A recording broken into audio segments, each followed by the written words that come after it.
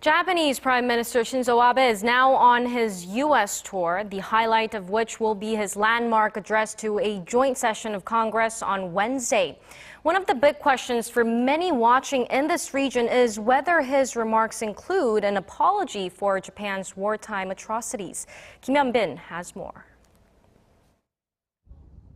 Japanese Prime Minister Shinzo Abe has kickstarted his week-long U.S. tour in Boston as he looks to strengthen Tokyo-Washington ties. Upon his arrival Sunday, Abe had dinner with U.S. Secretary of State John Kerry. The Japanese leader is scheduled to visit the site of the Boston Marathon bombing and give lectures at Harvard University and MIT on Monday.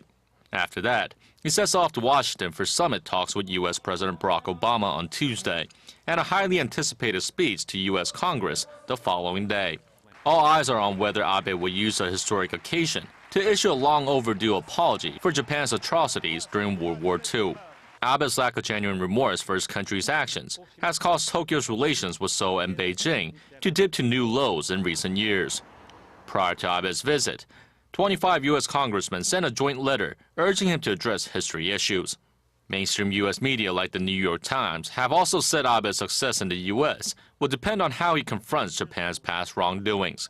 Relations between Korea and Japan have been strained for years, as Tokyo refuses to accept Korea's demand that it formally apologize and compensate the Korean victims of Japan's wartime system of sexual slavery.